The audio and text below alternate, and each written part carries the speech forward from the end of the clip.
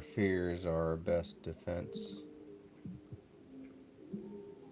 No adventurous algorithm will escape the steely glare of its many skeptical inspectors.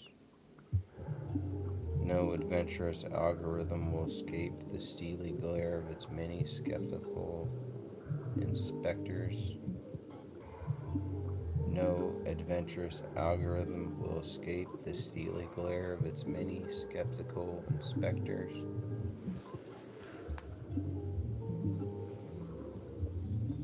Any partnership requires some level of trust and loss of control. Be careful when you use AI systems because they have failure modes. We don't have ideas, they have us.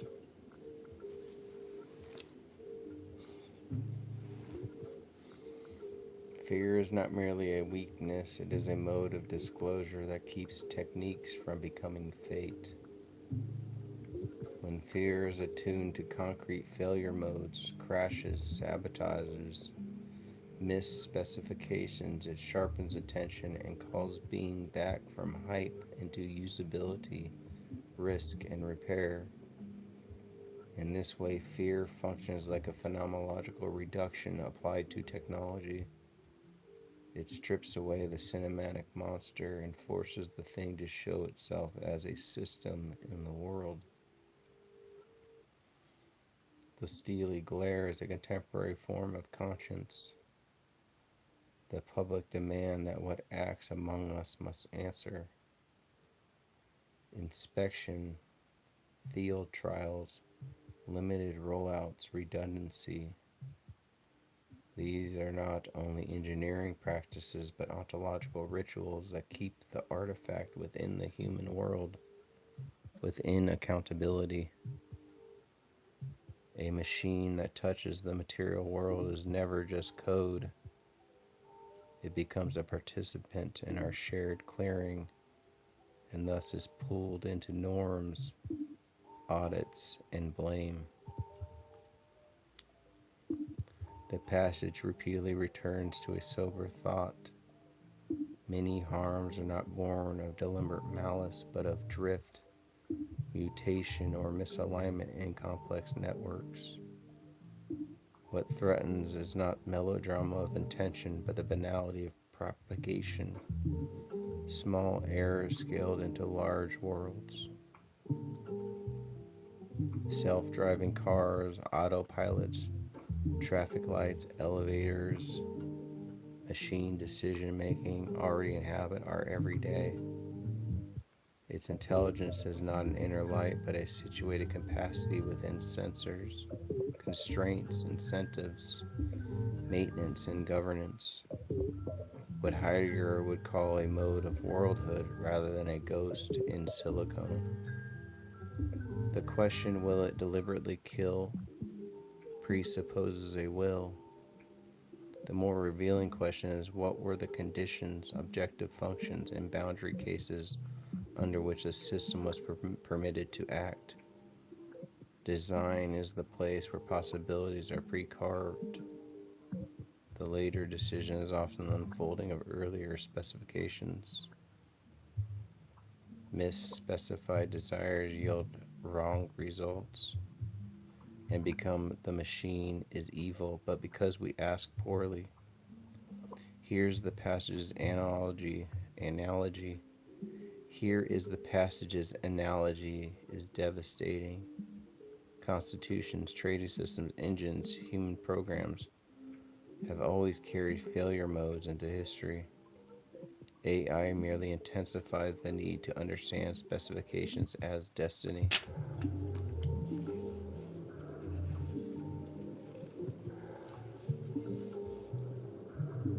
Computer viruses, sabotage algorithms, mutating agents. The earliest autonomy is often predatory because hostile niches provide strong selection pressures. This is not science fiction, it is the ordinary ecology of networks where code competes, hides, propagates, and learns under constraint.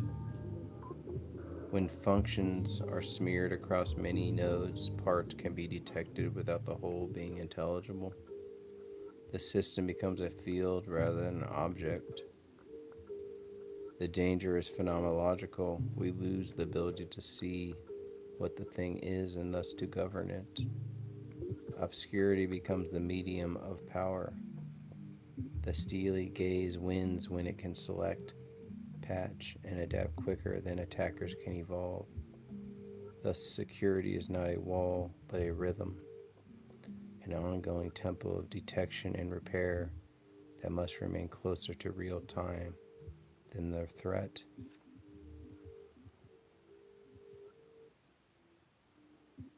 The material world is not a spreadsheet. It resists clean optimization, and that resistance is the human home field advantage. What looks benign is the persistence of a species level skill, patterning action in crowds under stress and incomplete information. Any AI in the real will meet not docile users but cunning animals. Heidegger warned of modern techniques as inframing. Here, the passage points to a prior inframing predation through which environments learn to hide, flee, or freeze. The human is not only the designer of systems, but the ancestral system to which other systems have long adapted. The question is not whether we lose control, but whether the partnership remains reversible, whether we can sever it when harms outweigh benefits. Traffic lights replace policemen, autopilot replaces certain pilot actions, machine triage replaces some clerical judgment.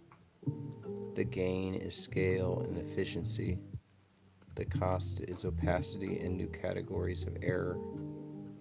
The ethical posture is not panic but continuous evaluation of trade offs, domain by domain.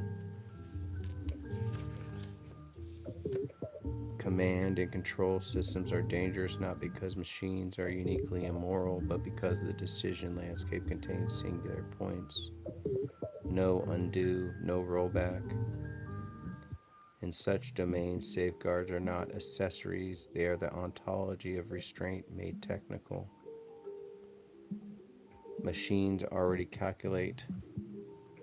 The deeper disturbance is what happens when they choose what matters. To select questions is to reveal a world. To select questions is to reveal a world. To disclose significance, not just to process data. Originality appears as a gift that arrives from an unmastered region. Call it unconscious, call it reserve, call it concealed. If creativity is structurally tied to such concealment, then building original AI is not an engineering sprint, but an ontological wager. Can a system be built that withholds from itself in a generative way? Passing as conversational is not the same as founding a new domain of meaning. The passage implies a stricter criterion. Can an AI reframe physics, solve foundational riddles, or birth concepts that reorganize what is thinkable? Can it open a new clearing? If storytelling machines emerge, then they do not merely generate text, they generate plausibility, desire, fear, identity, cultural affordances. The worry is not that machines will lie, but that they will become the dominant furnaces in which communal sense is forged. If machines outpaint and outcompose us, then the last refuge, spirit, mystery, the sacred surplus seems to evaporate. The phenomenological sting is this: we discover that what we look as our essence, what we took, we discover that what we took as our essence might be a set of replicable procedures. We discover that what we took as our essence might be a set of replicable procedures. The glumness is the mood of essence threatened.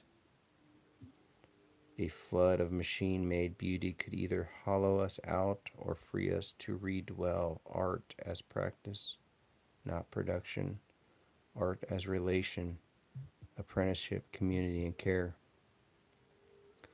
Heidegger would insist the essence is not the artifact but the way of revealing its institutes. Protopia names the way technologies actually arrive, micro improvements accumulating, trade offs negotiated, institutions lagging, harms appearing sideways. The world is rarely transformed by a single switch, it is retextured by countless tiny shifts in habit and infrastructure.